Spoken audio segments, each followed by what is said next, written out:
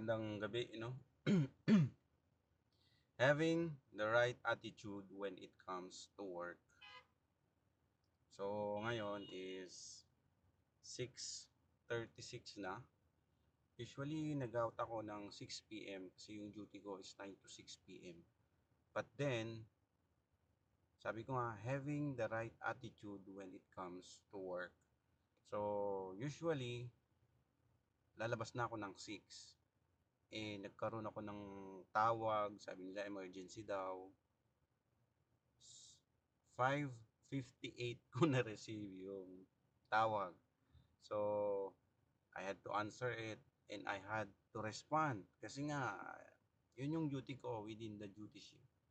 So, hindi naman masamang mag-overtime as long as nakuha mo siya nakuha mo yung call within your shift.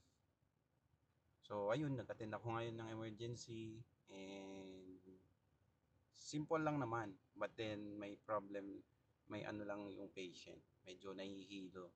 Siguro natatakot pag nakakita ng dugo.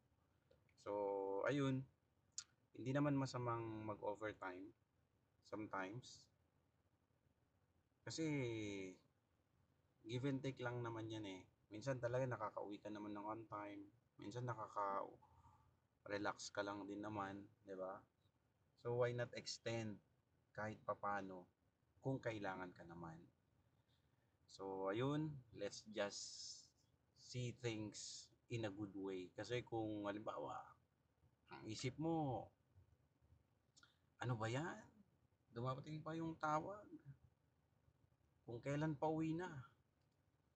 Sabi ko nga kanina, na last 2 minutes pa. Pero okay lang. Kasi 2 minutes before the